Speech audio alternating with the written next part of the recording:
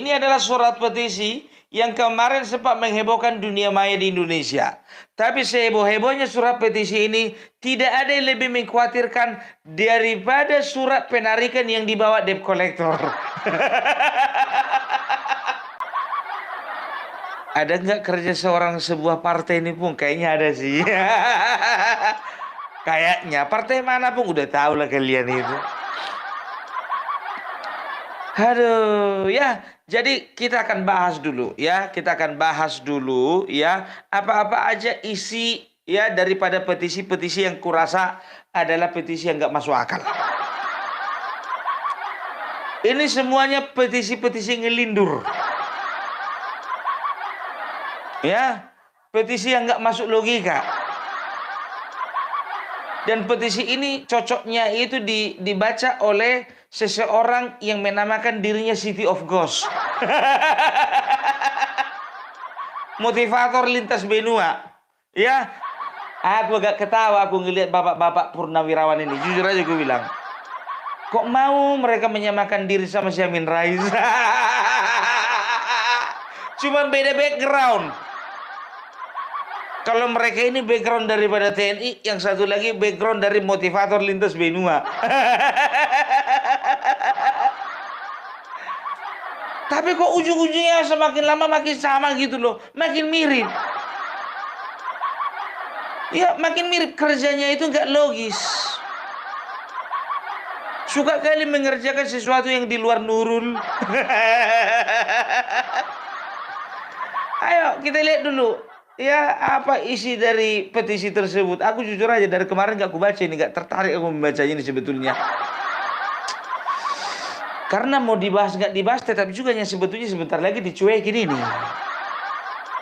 Bayangkan kalian kemarin darurat demokrasi lama-lama dicuekin. Najwa Shihab sekarang udah masuk ke tengah-tengah. Apa lagi Indonesia Kilap? Lama-lama lewat itu barang. Kemarin lagi ijazah palsu. Udah masuk satu-satu kan? Udah masuk satu-satu kan? Udah aku bilang dari kemarin itu, sebelum aku berangkat ke Solo jumpa sama Bapak Joko Widodo, Roy Panci itu bakalan masuk penjara duluan. Ternyata benar. Percaya kalian sama A1ku daripada si bocor apa namanya? Bocor apa sih namanya? Botol halus. Iya. Harusnya A1 itu kalian harus lebih yakin daripada tempe. Ya, jadi kita baca dulu ini ya. Berikut 8 sikap dari Forum Purnawirawan Prajurit TNI. Tapi jujur aja lu bilang ya, ini kan petisi dari prajurit purnawirawan TNI. Kenapa Polri nggak diajak? Kok nggak diajak? Kalau memang ini adalah gerakan bersama aja dong. Biar kompak. Ya, ini akan ada sangkut pautnya nanti nih menurutku. Kita lihat. Ya, berikut 8 sikap dari Forum Purnawirawan Prajurit TNI. Yang pertama, kembali ke Undang-Undang Dasar 1945 asli sebagai tata hukum politik dan tata tertib pemerintahan. Sekarang begini, kalau kita bicara tentang Undang-Undang 1945 ya, seperti yang disampaikan Ade Armando kemarin itu ya, bisa dikatakan walaupun ini sebagai dasar daripada hukum kita, tapi kita bisa katakan ini belum sempurna. Makanya ada UUDS, Undang-Undang Dasar Sementara tahun 1950.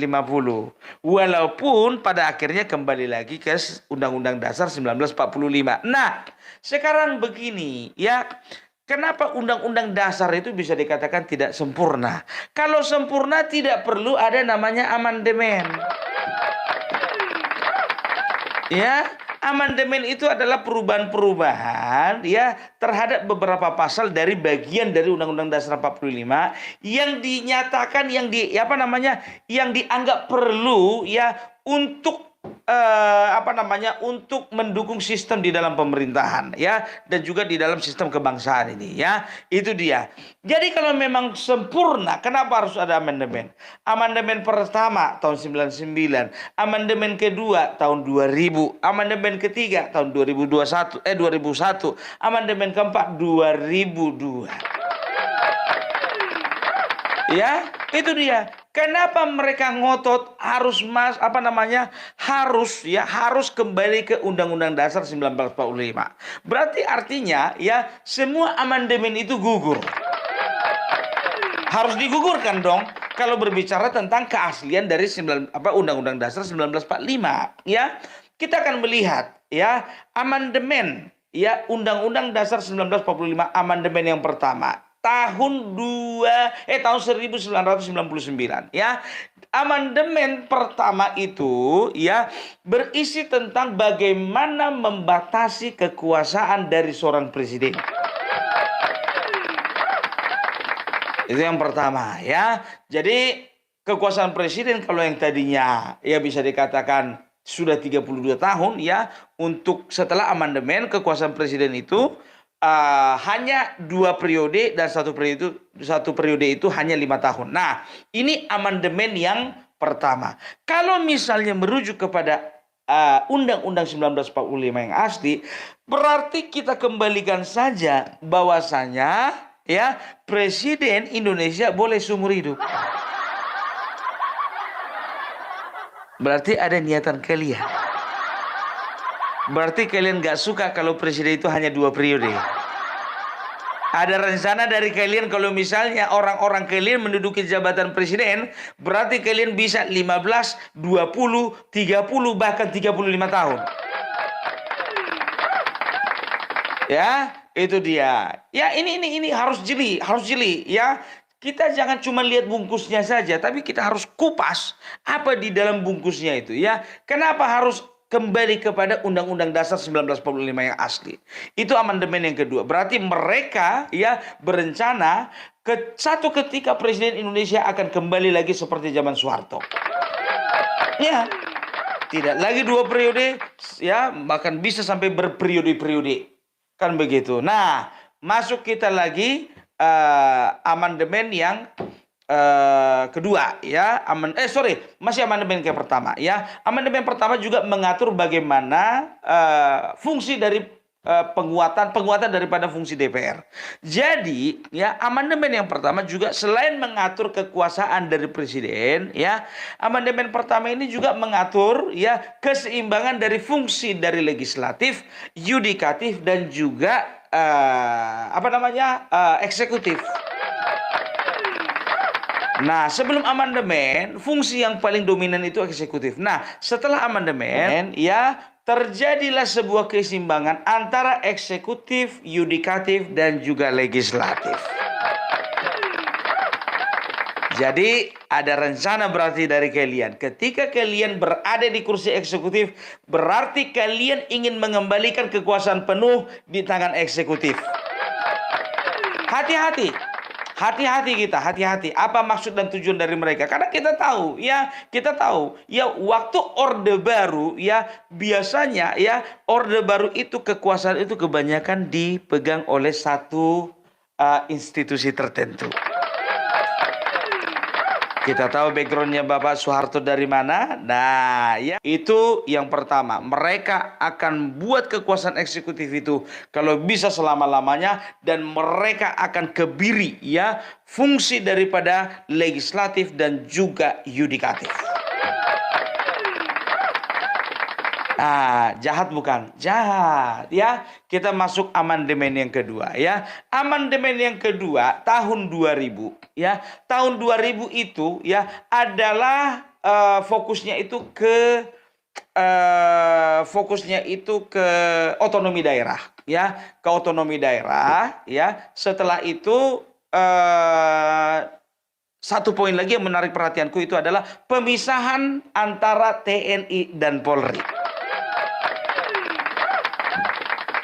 Satu-satu, otonomi daerah. Otonomi daerah itu adalah hak penuh ya masing-masing daerah untuk mengatur mengurus daerahnya masing-masing.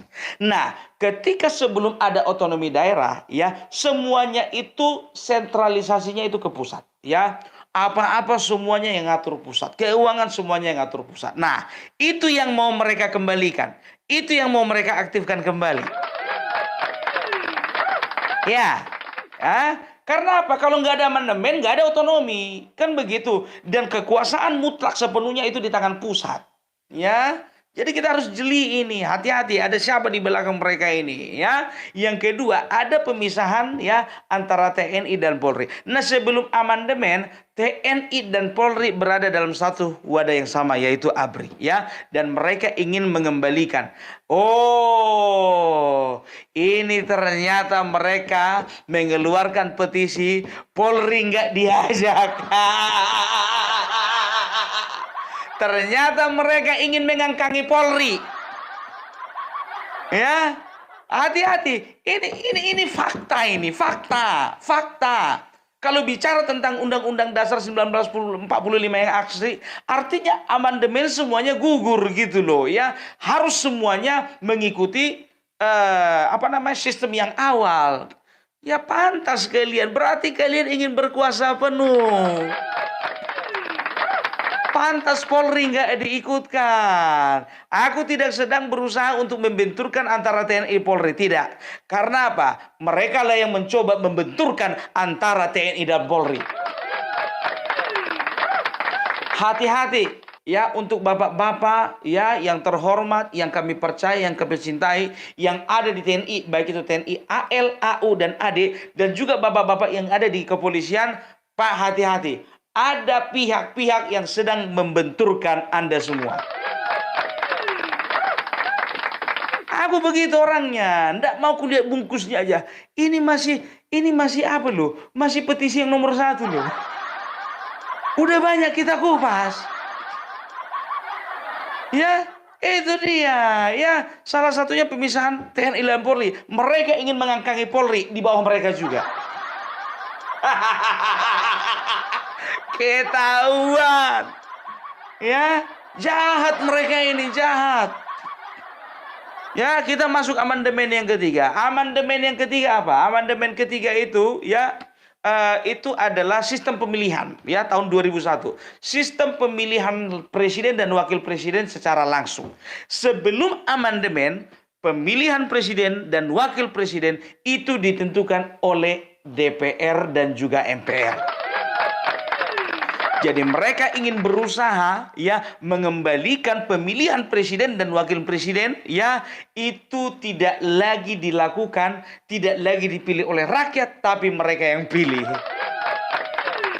Ketahuan kalian, ternyata kalian ya ingin mengkebiri demokrasi dan kalian ingin mengkebiri kedaulatan republik ya, kedaulatan rakyat Indonesia. Pandai kalian, sepandai-pandainya kalian, nggak lebih pandai kalian dari Bung Parbelak. Ya, hati-hati, rakyat jangan mau dihasut. Ya, ini dia. Amandemen ketiga itu adalah pemilihan langsung. Berarti kalau misalnya mereka ingin kembali ke Undang-Undang Dasar 1945 yang asli, amandemen gugur. Berarti apa? Pemilihan mereka akan atur sedemikian rupa supaya rakyat tidak memilih lagi secara langsung. Jahat tidak? Jadi siapa sebetulnya yang merusak demokrasi? Nah, ini dia orangnya. Ini dia orangnya. Tapi mereka selalu teriak Jokowi. Hah? Aku tahu tembakan kalian kemana. Kalian mengatakan kami setuju dengan pemerintahan Bapak Prabowo, tapi kami nggak setuju dengan wakil. Kami nggak setuju dengan Jokowi. Kalian peralat sedemikian rupa.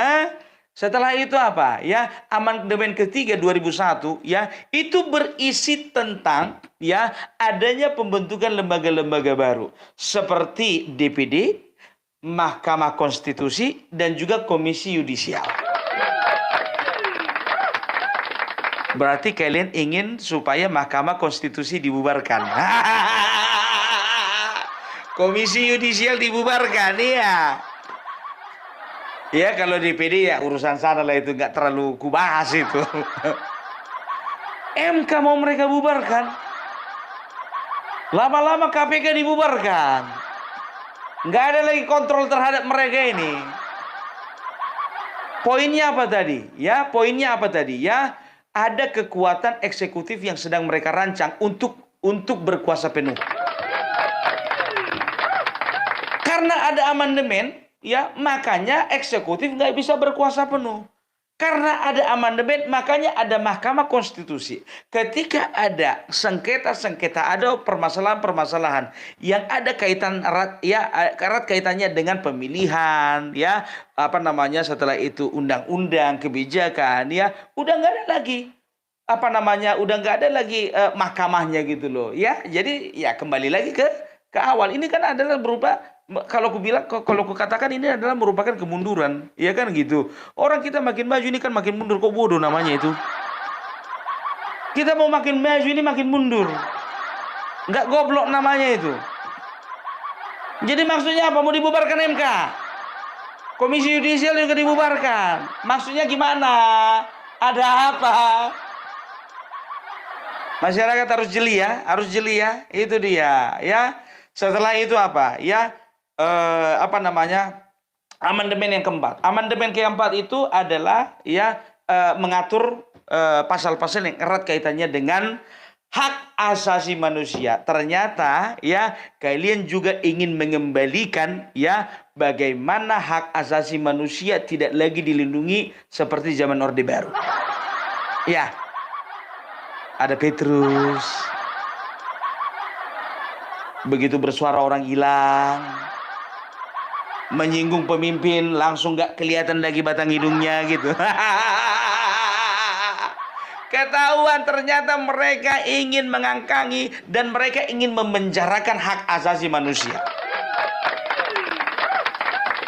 Loh, setelah ada amandemen Undang-Undang Dasar 1945, hak asasi manusia, baik itu hak anak, perempuan, setelah itu apa namanya, hak-hak kita sebagai warga negara, itu semuanya kan diatur. Itu kan semuanya kan dilindungi undang-undang gitu loh. Dan mereka ingin mengembalikan semuanya di awal.